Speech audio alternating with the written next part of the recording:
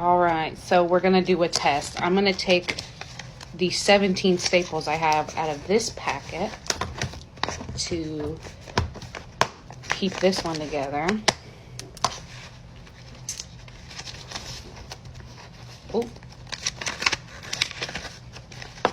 these are heat activated, and you can see how many staples at the top I've had to staple just to get this packet of paper to stick together.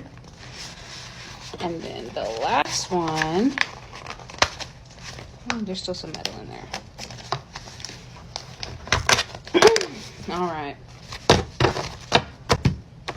Everybody's loosey-goosey. And then on this, let me see. It has this thing to adjust how far the papers go in. Okay. Here we go.